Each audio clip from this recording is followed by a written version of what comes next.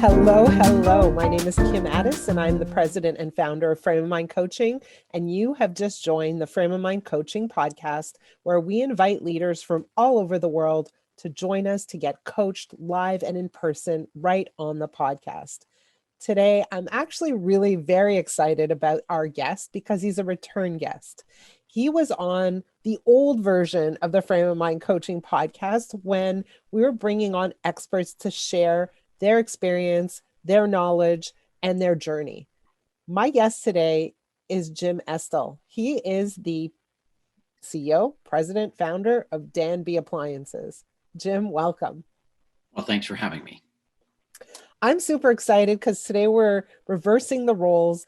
And the last time you were here, you shared a whole bunch of information that we actually took to heart and ran with inside of our company. So you've run a series of massive companies and you've grown them to a very, very sizable level. Tell us where you're at now with Danby. So Danby is a small, medium manufacturer of appliances. We make bar fridges, freezers. We make about $2 million a year. It's about $400 million in sales. And my goal is to grow this to $1 billion. And I wouldn't do to $2 billion, which I did my last company, but you have to age out at some point. So that's what I'm going to do. Okay. And how has COVID affected sales? I'm imagining, like, I know that people are improving their homes. So has this had a positive impact on you? COVID has had a positive impact in some divisions. I have a fairly large division that sells to hotels and motels.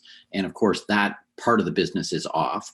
But you're right, food insecurity, you can't make enough freezers, you can't make enough mid-sized fridges. When it first started, people were not buying wine coolers, believe it or not, because people were afraid that they would lose their job. They were afraid of their income. When people get afraid, they stop spending. Now, 3 or 4 months in, people are buying more wine coolers than they ever have. So and more wine. That's a good thing. Yeah, exactly. Or not, but maybe that's right. The response. And actually, I think you're right. It's around people improving their home. And if people don't spend money on vacation, they say, well, no, I didn't go to the Caribbean this year for holiday. Well, they saved money. Oh, let's buy a wine cooler and entertain at home as opposed to go out. Amazing. So things are looking okay then, like one side of the business grew, the other side. Now you wrote a book recently. Oh, I didn't write a book recently. I wrote a book years and years ago on time management. Okay. And it was called Time Leadership, using the secrets of leadership for time management. And I wrote that book because I had a time management issue. And I thought the best way to solve that was to study time management. So I studied and read every other book I could and read everything on time management. And that's how I was able to distill my thoughts on time management and develop my own system. I believe everyone should develop their own system. Okay. And that's so why it is ironic because I have a slight sense of what your challenge is, but please share with our audience what's going on and how can I help you in terms of coaching today? So it's 3 decades later, and I still have a problem with time management. I have a problem with time. I run a company, and I have a very full life, and my schedule is too aggressive. Okay. And I'm worried that my later part of my career, my strengths can't be the same as my early part. In the early part, I had Herculean work ethic. And so I just muscle my way through it, and I'll work 16 hours a day. But as I get older, I don't know whether I want to work 16 hours a day and whether that can be my competitive advantage anymore. Okay. What is the cost of your intense or aggressive schedule? Like, how does it affect you? How does it impact you right now? So a few ways. One, it causes a low-level anxiety or stress to see how busy the schedule is.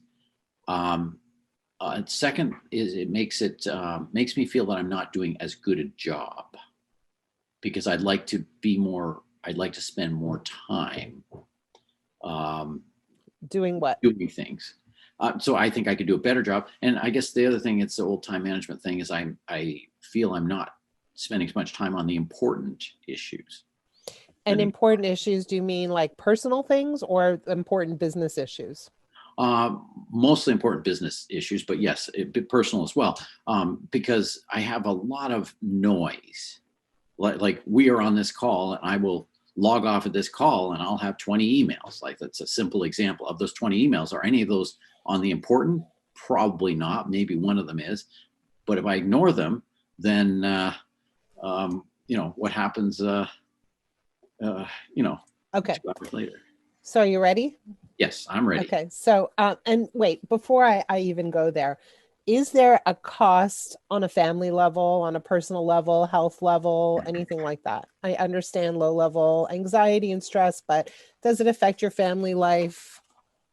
I would say, yes, it does have to impact my family life. Yes, absolutely. And I like to work out, and I sometimes sacrifice my exercise for that. And I suppose then it would also be eating well. I do eat very, very well, but to eat better takes a little bit longer than just throwing something in the microwave.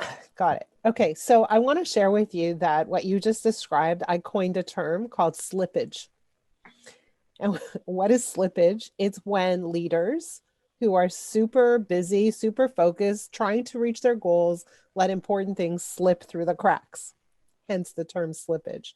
So what you described in terms of eating and exercise, maybe even sleeping, who knows, is falls into that category. And I see it all the time. But I really want to talk for a moment about time management. And it's interesting that you did all this research to look for time management systems in order to create a system that would work for you. And what I want to say to you is this, that for me, everybody has the same amount of time, correct? Correct. Absolutely. It's not like a negotiable item, really. We have 24 hours in a day and that's it. But it's not really about time management. Like the challenge isn't creating a system that works, because there are lots of different systems that could work for lots of different people. For me, the problem of time management is really a thinking problem. And what I want to really say is that all of the challenges that we have with respect to time stem from the beliefs we have. And the beliefs we have that contradict the goals we have. That's where we experience stress and frustration and pain. So in your case, I'm not exactly sure what the beliefs are, but I'll venture a guess, or I'll throw some out, and some will work for you and some might not. So when you say, the minute I get off this call, I'll have 20 emails, and one might be important, but I have to sort of sift through them to figure out which one is important. There's a belief that says you have to do the sifting. There's a belief that says this has to be done in a certain time frame. There's a belief that says, if I don't go through them, something important will fall through the cracks. And those beliefs are what is causing you the pain. So, when you say I have stress comes from a belief that there are X number of things that need to be done, and you need to be the one to do them in a certain time frame. And what I want to do as a coach is kind of push back on that belief. Because when we see, and I would put you in the category of extraordinary leaders, but you're 100% right. When you say, okay, as I've aged, my secret sauce isn't Herculean power anymore. Your secret sauce is experience, except that you're not necessarily applying it. You're still trying to do all the heavy lifting yourself. And so the first question I would ask you, specifically in maybe a longer conversation, is let's look at all the things you're trying to accomplish in a day. And more importantly, what do you believe to be true about each one of these assignments or these tasks? And I would look at how we leverage your expertise as opposed to leveraging your time or creating a new system. I would look at really thinking about what you're bringing to the table very differently. You have a thought. You're about to say something. Well, no, I'm thinking what you're saying is true. you're suggesting changing what I believe will make it so that I don't have to do some of those things. Well, it's not that these things don't have to be done, right? I'm Yes. not challenging that. I'm challenging who has to do them, how they need to get done, and Right. the time frame they need to get done in. So how do you change a belief?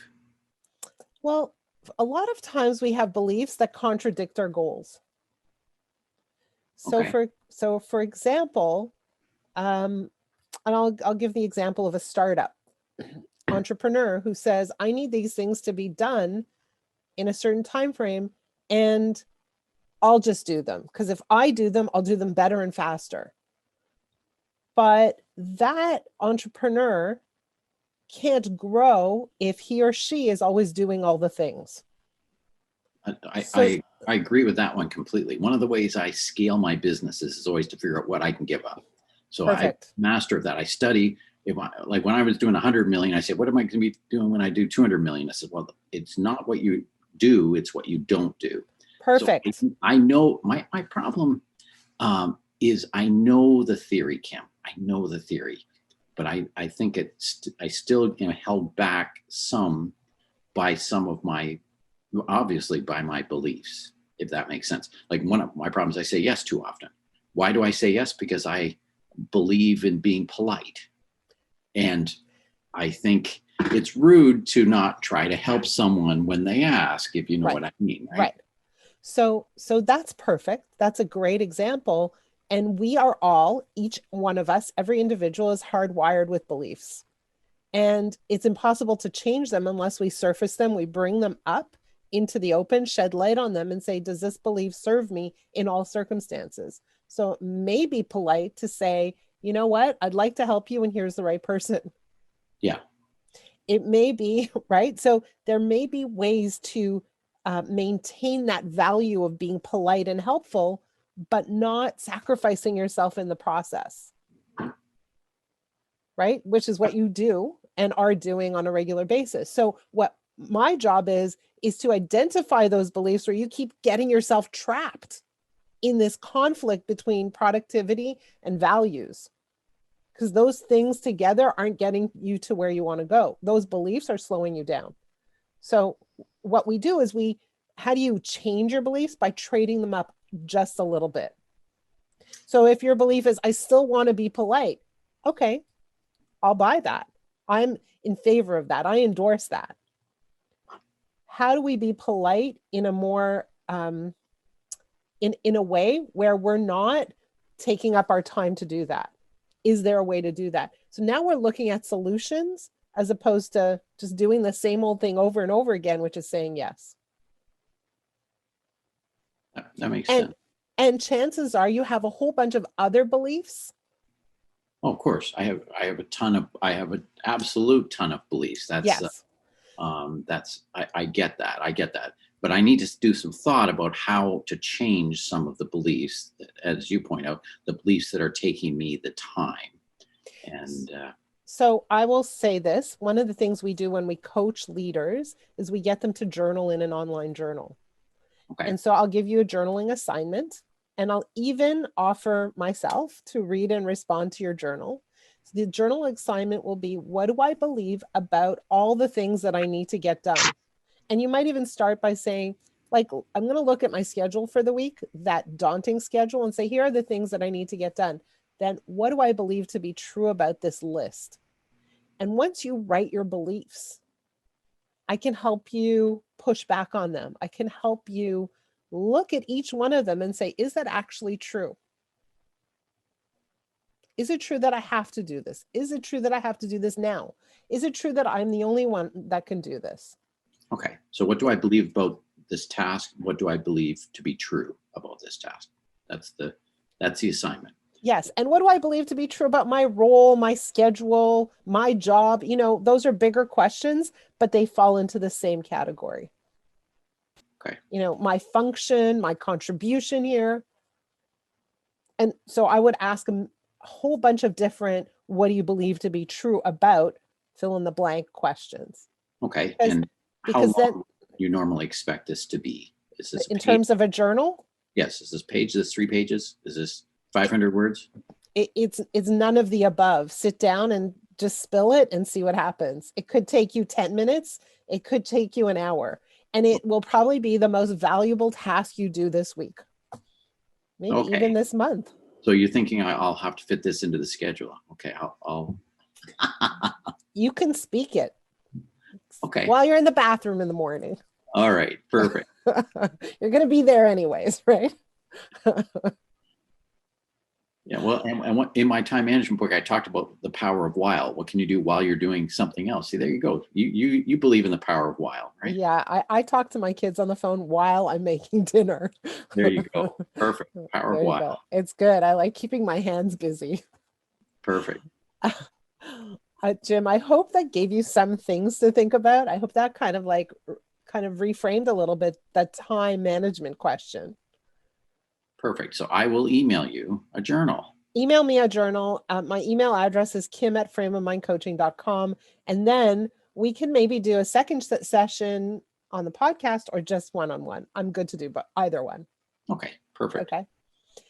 Jim, thank you so much for being on this podcast. I hope you took something that caused you to think, challenge you a little bit. For those of you who are listening, and if you have a time management problem, ask yourself, what do you believe to be true about all the things on your list of things to do? And let's challenge them too. If you have a struggle with something, a challenge that you want to discuss on this podcast, please reach out to me. My email address is kim@frameofmindcoaching.com.